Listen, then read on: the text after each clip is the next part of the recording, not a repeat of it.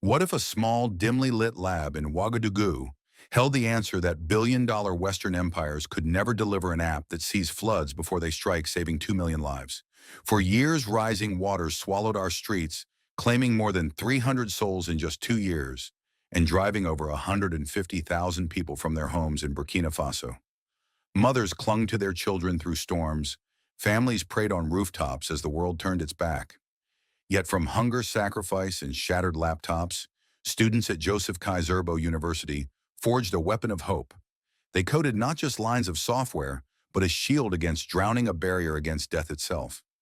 If those with nothing can build protection for millions, what excuse remains for those holding the world's treasure?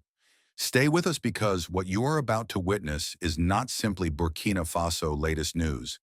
It is a measure of leadership, of duty, and of truth. And if you believe the voices of Africa must be heard, subscribe now and stand with us. In Burkina Faso, floods are not news stories. They are funerals dressed in silence. Each rainy season does not simply bring water from the sky, it delivers fear into the bones of every family. In the last decade alone, more than 150,000 people have been stripped of their homes by rising waters. In only 2 short years, over 300 lives were stolen, not by war, not by famine, not by some invisible disease, but by storms that arrived without warning, storms that did not ask permission. Streets in Ouagadougou transform into rivers where children wade chest-deep, clutching school books that dissolve into pulp. Mothers carry infants on their heads as if balancing the last fragile flame of hope. And far from the city and villages where the soil cracks from hunger 1 month and drowns the next, families have learned to live with thunder as a funeral bell, a signal that another roof may collapse, another grave may soon be dug. I will never forget the image of an old grandmother perched on the roof of her collapsing mud house, rosary beads clenched in her weathered hands, whispering prayers while the floodwaters crept toward her knees. She had endured droughts, she had endured hunger, but the flood was merciless, leaving no space for resilience. Her voice broke as she uttered a question no grandchild should ever have to hear: will tomorrow even come? In another corner of the countryside, a father lashed together plastic jugs to build a makeshift raft, desperate to carry his 2 daughters across a swollen stream to safety. Only one child reached the other shore. These are not statistics on a government ledger. They are open wounds etched into human memory. Yet too often the world looks away, treating Africa's grief as background noise, muffled and ignored. Water itself becomes a cruel paradox. It is the giver of life when it nourishes the fields, but it becomes the thief of life when it comes uninvited, swallowing houses, schools, and entire neighborhoods in its fury. How many more times must children be buried before we accept that science is not optional, it is sacred? How many more classrooms must be erased before leaders finally admit that ignoring technology is more expensive than building it? We live in a century where satellites can photograph the rings of Saturn with breathtaking precision, yet too often no alarm rings for a child in West Africa when the river rises. And so the injustice is not only natural, it is profoundly human. While billions are poured into predicting the rise and fall of the stock market in New York, pennies are spared to predict the rise of rivers in Ouagadougou. What price tag do we place on African lives when prevention is considered too costly? Is the cry of a Burkina Faso mother worth less than the clamor of Wall Street bells? These are not rhetorical questions. They are wounds to the conscience of a world that prefers to pity Africa instead of partnering with it. Yet even in the shadow of despair, something extraordinary begins to stir. Ordinary people, the forgotten ones, turn their pain into fire. Students who walk barefoot to class after their family's harvest has been washed away do not quit. They write code. Teachers who earn less than the cost of a single textbook each week do not surrender. They teach with greater urgency. The same ground that floods every season is also producing minds that refuse to drown. But before we can embrace hope, we must first stare unflinchingly into the mirror of grief. And so I speak to you not as someone delivering a story, but as someone standing beside history. How many more lives must be lost before we honor the genius of our own children? How many more rooftop prayers must rise into storm clouds before the world admits that Burkina Faso matters? If you believe these voices deserve to be heard, write in the comments where you are watching from. Let the students of Ouagadougou see that they are not alone, that the world is not blind, that even across oceans, hearts are standing with them. Your voice, your presence, your country in the comments becomes a bridge across waters that have divided us for too long. Because this story is not just about floods, it is about whether the forgotten will continue to drown in silence or whether their cry will echo loud enough to shake the world awake. And that echo, it begins with you. In the beating heart of Ouagadougou, far from the glittering towers of Silicon Valley and the polished labs of Europe, there stands a humble classroom that has become a front line of survival, a battlefield where hope refuses to die. At Joseph Kaiserbo University, the air is heavy not with the scent of new computers or air-conditioned halls, but with the dust of outdated machines, cracked screens, patched with tape, and wires strung together like lifelines. The students who gather here are not heirs of privilege. They arrive after walking miles in sandals worn so thin that every step cuts clutching notebooks salvaged from older siblings' pages, already half filled with faded ink. They sit beneath flickering fluorescent lights, often silenced by sudden power outages, yet their spirits burn brighter than the darkness that surrounds them. They dare to imagine what others have dismissed, that their minds can shield their people from storms that have stolen far too much. Picture this scene: a group of young men and women barely past their teenage years, bent over laptops so ancient that the keys stick and the fans groan like weary lungs. At noon, they eat plain rice with peanut sauce, sometimes skipping meals when money disappears, only to return to coding as the rain lashes against fragile windows. Some stretch out on mats and sleep in that very lab because the streets outside have become rivers too dangerous to cross. Their fingers blister from rewiring circuits, their eyes burn from sleepless nights of debugging. Yet their voices do not crack with despair. Instead, they carry a quiet fire. "We will not let the waters choose our future," one whispered, not as a slogan, but as a prayer that could hold back a flood. The professors who guide them are cut from the same cloth of sacrifice. Dr. Ferdinand Ginkgo, a gentle man with spectacles cracked at the edge, earns less in an entire month than a Western consultant might bill in a single day. Still, he trains his students to see data not as dry numbers, but as shields forged in defense of life. Beside him stands Dr. Zephyrin Karamberga, reminding them that science without love for the people is hollow, that equations without compassion are meaningless. Together, they are not simply a faculty. They are an army of minds waging war against the storms with nothing but code and conviction. But this war is relentless. One night, after weeks of gathering fragile streams of meteorological data, the team prepared for their very first full test. They had waited for this moment the way parents wait for the cry of a newborn. The program began to run, calculations unfolding on dim screens, and the room grew hushed with anticipation. Then, at the very edge of triumph, the power collapsed. Darkness swallowed the lab whole. For a moment, the only sound was the relentless hammering of rain outside, as if mocking their labor. Some students dropped their heads into their hands, others clenched fists against the table, but none walked away. They lit candles, rebooted, and swore they would not stop until the model breathed life again. This is Africa's paradox. We are told we are too poor to innovate, yet it is precisely our poverty that forces innovation to bloom. We are told to wait for help, but help rarely comes, and when it does, it arrives too late, too little, too compromised. If a nation can sell its gold to strangers, why not invest in the brilliance of its own children? If billions can be spent charting galaxies millions of miles away, why not spare thousands to protect lives right here on Earth? These questions beat inside every keystroke, turning hunger into algorithms, turning anger into equations, turning sorrow into science. And then a flicker of triumph. The program stabilized. Drawing from meteorological, hydrological, and geological data gathered in their own soil, the model predicted the rise of waters hours in advance. For the first time, it was not the storms dictating destiny. It was the children of Burkina Faso answering back.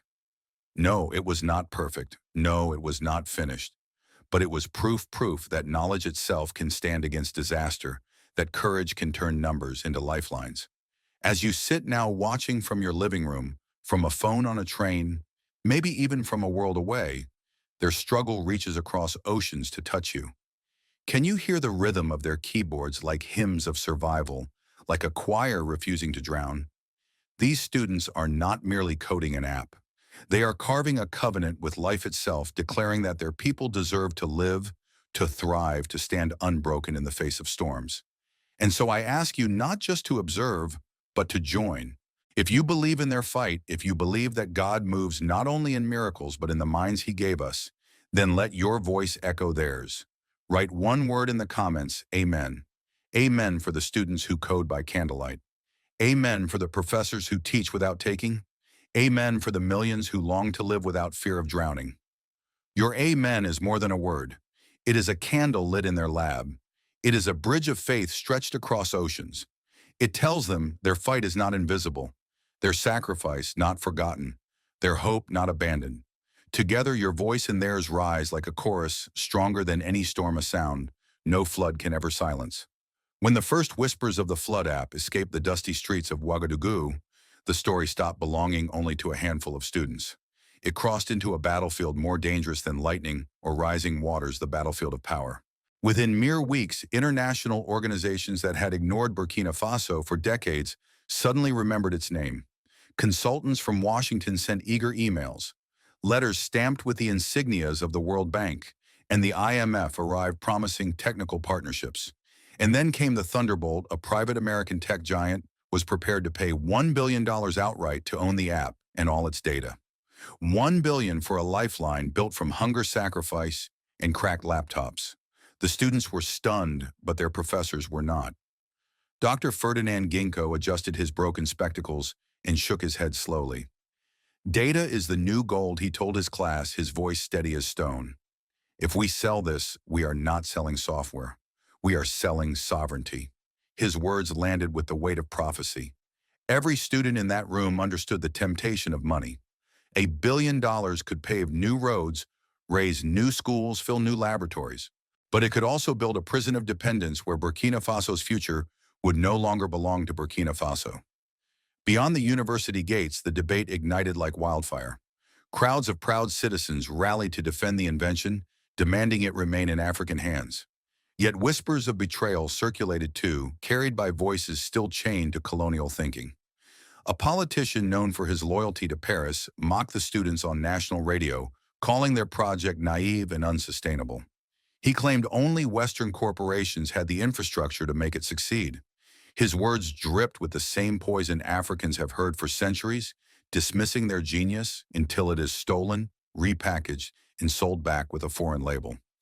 Meanwhile, Western media picked up the story. Articles in major newspapers carried faint praise laced with suspicion, describing the app as a pilot project in a poor nation unlikely to scale. Behind those words was an unspoken fear. If Burkina Faso could achieve this with $50,000 and obsolete computers, what excuse would billion-dollar empires have for their failure? And if African students could protect millions of lives at home, what power would remain in the hands of those who profit from dependency? The fight was no longer about coding lines of software. It was about whether the lifeline of a nation would be auctioned off on the global market. In Ouagadougou, a tense meeting unfolded. Government officials gathered around President Ibrahim Traore. Some argued that selling the app would bring immediate revenue, quick relief. Others warned it would be nothing short of betrayal. Traoré listened calm but unyielding. Then in a voice that silenced the room, he declared Burkina Faso was not born to be a warehouse of raw data. We will not trade our people's survival for a foreign contract. His words cut through the noise, a reminder that true leadership is measured not only by what you accept, but by what you refuse. Still, the weight of the billion-dollar offer pressed heavily on the students themselves. They thought of their families scraping by in poverty, of their own unpaid tuition, of siblings forced to abandon school. For them, the money was not abstract. It was food on the table, medicine for the sick, a roof rebuilt after a storm. Yet each time they stared at the app's glowing screen, flashing warnings of rising waters, memories returned: funerals in muddy fields, prayers whispered on rooftops, children carried across floods on fragile rafts. No sum of money could outweigh the truth. This tool was created to protect lives, not to be privatized. This is the paradox Africa has faced for centuries. The world has always taken our minerals, our cotton, our cocoa, sold back to us at 10 times the price. Now the world wants to take our science, our data, our very minds.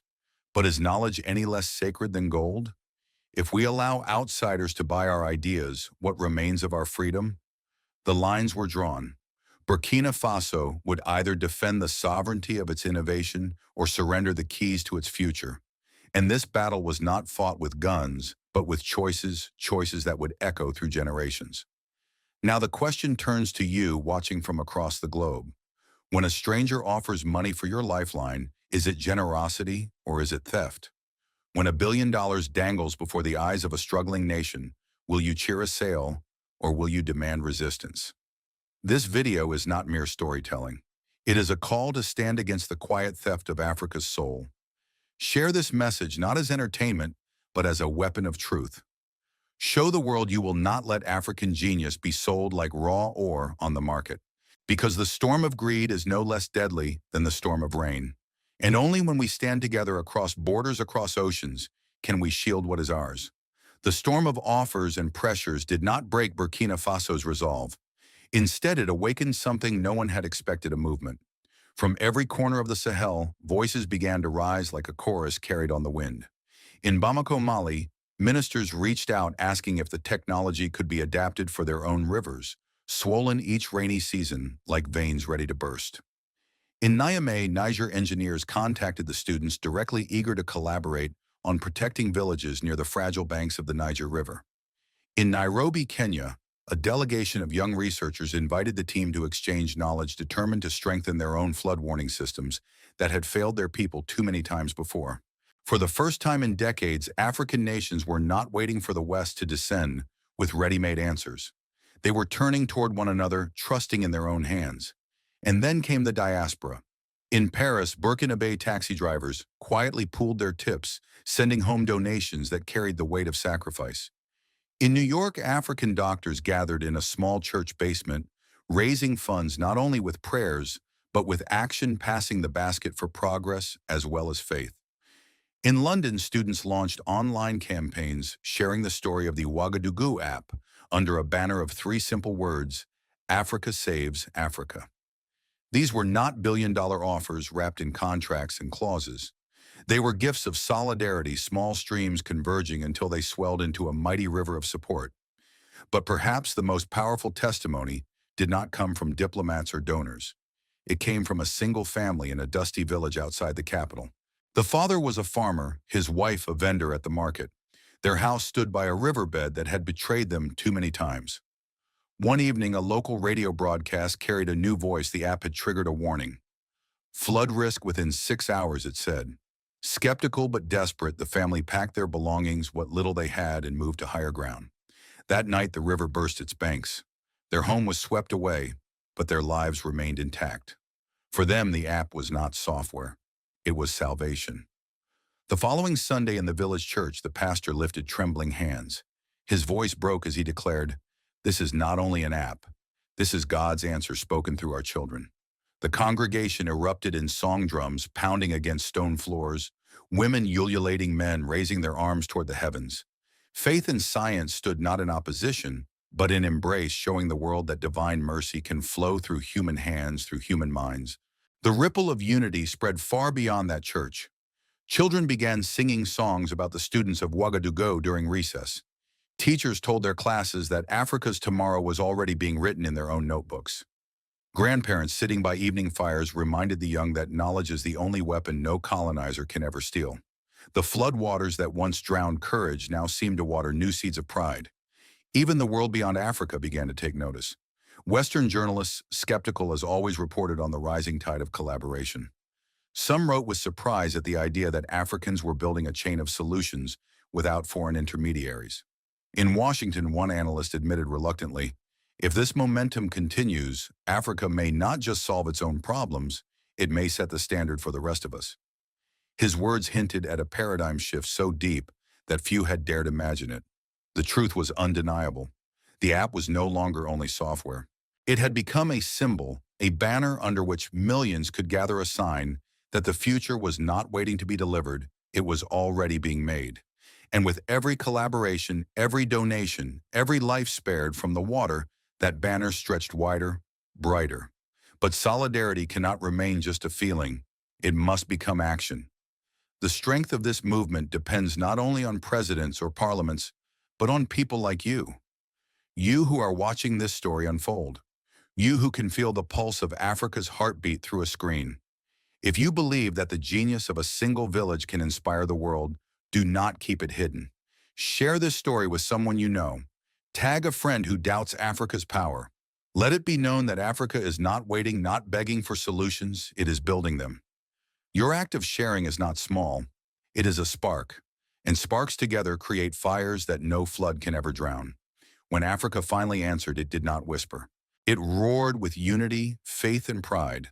And in that roar, the storm of despair began to break. News spreads like wildfire when it threatens the old order. In just a matter of days, the story of a flood app born in Burkina Faso leapt from dusty classrooms in Ouagadougou onto the front pages of Paris, London, and New York. The headlines were cautious, even begrudging, but astonishment still broke through the ink. Students save lives with $50,000 app, read one European daily. An American outlet reported Burkina Faso builds early warning system, though its tone dripped with disbelief, as if innovation could not possibly exist outside the glass towers of Silicon Valley. The BBC labeled it a pilot project, yet the subtext was impossible to miss if this truly worked. It would expose the hypocrisy of nations that had spent billions and delivered far less. In polished boardrooms from San Francisco to Washington, executives and policymakers asked the same humiliating question: how did they succeed with $50,000 when we could not with billions? The paradox stung like salt in a wound. Entire Western research divisions, armed with endless budgets, had failed to produce results this concrete, while a handful of young Africans, coding on outdated laptops, had built a shield against disaster. For some, it was a source of inspiration. For others, it was a threat. Silicon Valley bloggers laughed at first, dismissing the app as unsustainable and predicting it would collapse without Western oversight. But their laughter faded when images began to circulate: families evacuated in time, children safe on higher ground villages, singing songs of thanksgiving instead of mourning dirges. Mockery cannot stand against survival. Skepticism cannot erase a child saved from drowning. There is no argument stronger than life preserved. Yet not all voices were silenced. The IMF issued a carefully crafted statement praising the efforts of Burkina Faso, while stressing that international partnerships would be required for scalability. It was diplomacy cloaked in ambition, a polite way of saying, "We want in, we want control." Analysts on global television debated whether African nations could even be trusted to manage their own data responsibly. A European politician went further, suggesting that such technology must be regulated internationally to prevent instability. Instability for whom? Instability for those who profit when Africa stays dependent. The contrast was glaring. When floods swept away homes in Ouagadougou, no international headline appeared. But when a group of students rose to stop the destruction, suddenly the world took notice, not out of compassion, but out of fear. Fear that the narrative was changing. Fear that Africa was not waiting anymore. Africa was not begging. Africa was building. And that truth struck more deeply than any flood could. Inside Burkina Faso, pride swelled like a rising tide. In markets, vendors pointed at newspapers with pride and said, "They are speaking about our children." In schools, teachers used the app as living proof that courage and knowledge can change destiny. In mosques and churches, leaders reminded their people that faith and science are not rivals but companions, two wings lifting the same bird. And across the continent, a whisper grew into a chant. If they can do it in Ouagadougou, why not here? Why not us? The global shock was never just about technology. It was about the collapse of excuses. For generations, Africa had been told to wait, to borrow, to depend. But the flood app ripped that narrative apart. If poor students coding on borrowed laptops could save 2 million lives, then what justification remained for wealthy nations with endless resources? If a classroom with broken chairs could achieve this, then what were the palaces of power doing with their luxury and wealth? And this is where the story shifts. It no longer belongs only to the students in Ouagadougou. It belongs to you. You watching with pride that Africa has defied the odds, and with anger that it took so long for the world to listen. The real question is not whether Burkina Faso shocked the globe. The question is whether we together will transform that shock into strength. Because silence now is not neutral. Silence is surrender. And every surrender only makes the storm stronger. If you believe this is the moment to rise, If you believe that standing with these students means standing for the dignity of an entire continent, then make your voice heard. Leave your mark in the comments, write rise, write stand. Write it so boldly that when future generations look back, they will see more than a story about an app. They will see that Burkina Faso built a shield of hope and that you stood beside them when it mattered most. The story of a flood app may sound small to some, but in truth it reads like prophecy. In Ouagadougou, students struck a single match in the darkness, and that fragile flame has exposed the lies told about Africa's weakness for generations. 2 million lives could be saved because a handful of hungry, unpaid, and exhausted young people refused to surrender to despair. And in their refusal, they uncovered the greatest truth of all, that Africa's destiny will not be written by storms of nature or storms of empire, but by the unbreakable will of its children. This is why the name of Ibrahim Traore echoes through this story. Not because he typed the code, not because he sat in the lab, but because his leadership created a climate where courage is rewarded instead of punished. Under his watch, the nation no longer bows before billion-dollar bribes. Under his voice, sovereignty is not an empty word, it has become the very oxygen of Burkina Faso. And so when we speak of the app, we are also speaking of the soil that nurtured it, the vision that sheltered it, and the leadership that refused to sell it away. This is not just software. This is Burkina Faso latest news transforming into history in motion. But history does not move on its own. It needs hands, it needs hearts, it needs us. And the burning question that now rises like fire is simple: will you watch or will you rise? Will you let this become another story you scroll past? Or will you stand with those who risk everything for dignity? Do not mistake this moment for cheap inspiration. Inspiration without action is decoration, it fades. What matters is whether you will carry this flame into your own hands and let it grow. Picture the students tonight. Their lab is dim, the fans hum weakly, the power threatens to cut without warning.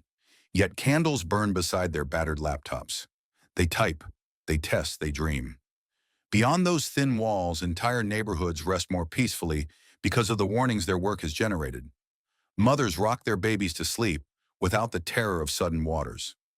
Farmers lay their heads down, knowing their fields will not be swallowed in silence. This is the unseen shield, not born of charity, but of courage, resilience, and faith in one another. And as they work, the world is watching. Silicon Valley executives ask themselves how $50,000 outperformed their billions. European politicians debate how to regulate what they cannot control. The IMF and the World Bank whisper about partnerships not from generosity, but from fear of irrelevance. While they argue Africa acts, Burkina Faso does not wait for permission, it builds. And this act of building speaks louder than bombs, more enduring than aid, more honest than promises. So let me speak directly to you now, not as a narrator, but as a witness. If you believe in the dignity of Africa, if you believe that knowledge is as sacred a weapon as prayer, then claim your place in this story. Subscribe, yes, but not only to a channel. Subscribe to a movement. Share this, yes, but not as mere content. Share it as testimony.